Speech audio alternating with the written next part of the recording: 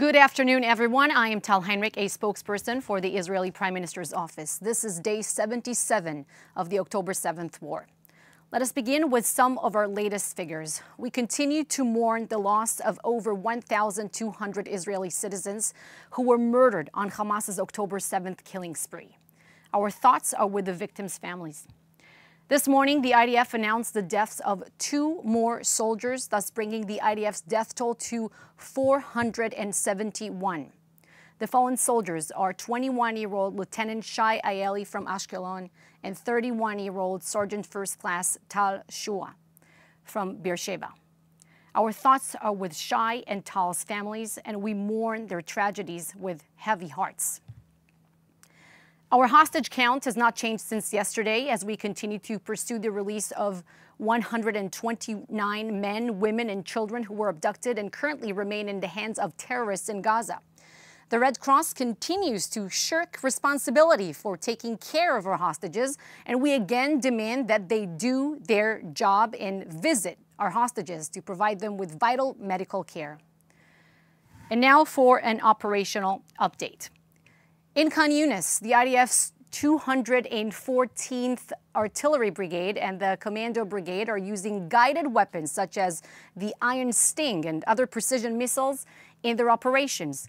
So far, they have struck hundreds of terror targets with those accurate, precise weapons.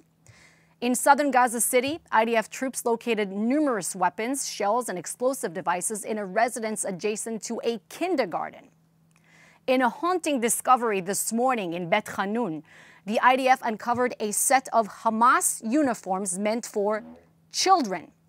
This is yet another reminder of Hamas's absolute evil as a group who brainwashes their youth to hate Jews, glorify martyrs, and dream about obliterating the Jewish state. They lie to their own children, insisting that peace is impossible while Jews live in Israel. Where is UNICEF? Why is there so little concern about the Hamas terror group robbing children of their future? On the northern front, the IDF continues to launch targeted responses to Hezbollah's unyielding aggression. We condemn the blatant disregard for UN Resolution 1701, which guaranteed Hezbollah would be disarmed in southern Lebanon, and we express our outrage at countries who remain silent and refuse to condemn Hezbollah's repeated escalations. We also highlight the UN's one-sidedness when it comes to Israel's conflict with Hezbollah. Just yesterday, the UN tweeted about 60,000 displaced Lebanese civilians without ever mentioning the more than 80,000 Israeli civilians who have been displaced for over 2 months now. The double standard is clear. The UN's impartiality is a myth. We are well aware of the upcoming UN Security Council vote regarding our war against Hamas terrorists. We remind the international community that Hamas dragged us into this war, and they have explicitly threatened to commit more and more massacres on the same scale and with the same brutality as October 7th. To those calls for genocide, we say never again. We are acting with the dignity of a government which is determined to care for its own people. The same cannot be said of Hamas, who use their entire population as a massive human shield. Any country which is concerned about the welfare of Palestinians and Israelis must insist on Hamas's complete surrender and unconditional release of hostages. Only then can we hope to see a lasting peace. I'm now glad to take your questions. Please.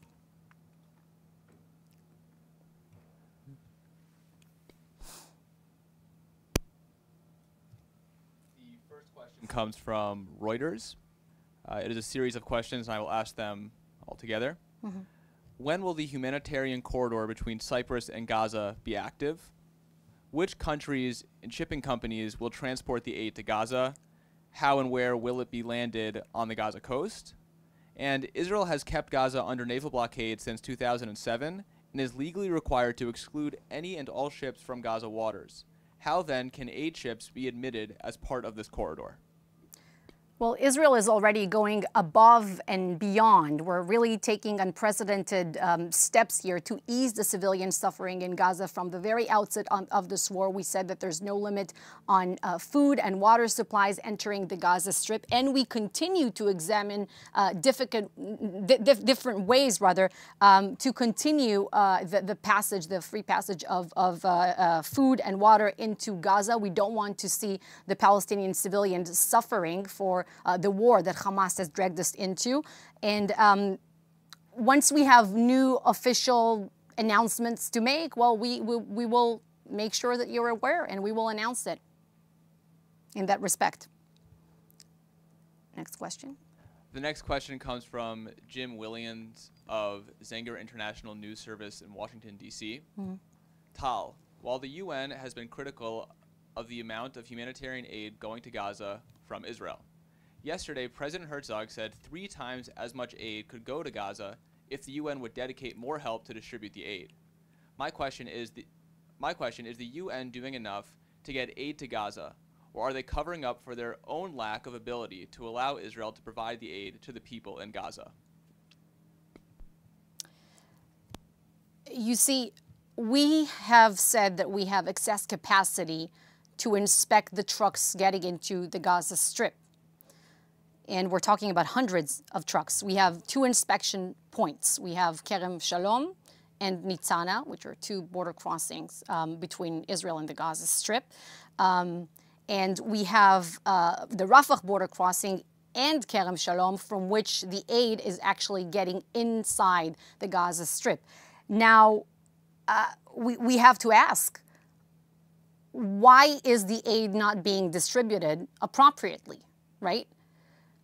Why are Hamas stealing some of the aid that is meant for the civilian population in Gaza? And in that respect, I think it's important to mention that it's outrageous that UN agencies and some aid groups have not condemned this method, that Hamas not even acknowledge it. We, the IDF, are releasing these videos for the world to see. It is very clear that Hamas is stealing some of this aid. So I'll repeat again, we are able to inspect more trucks than what is getting inside the Gaza Strip. International organizations, aid agencies, they should keep up with our pace, not the other way around. The next question is from Lauren Izzo of CNN. Can you give any insight into Israel's knowledge of Sinwar's current whereabouts and how close the IDF could be to closing in on him?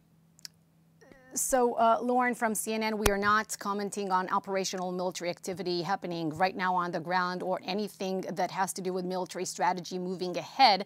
But what I can say is that Yahya Sinwar, the leader of Hamas, has signed his own death sentence on October 7th, and we will administer justice.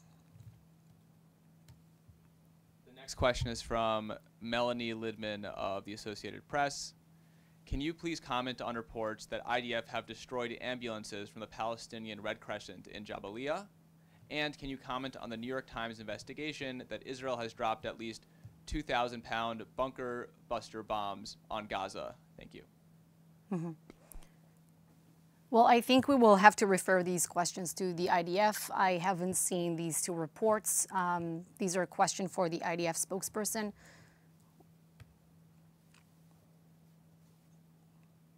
That's it? All right. So these are all the questions that we have for today. That concludes our daily briefing. Thank you for being with us.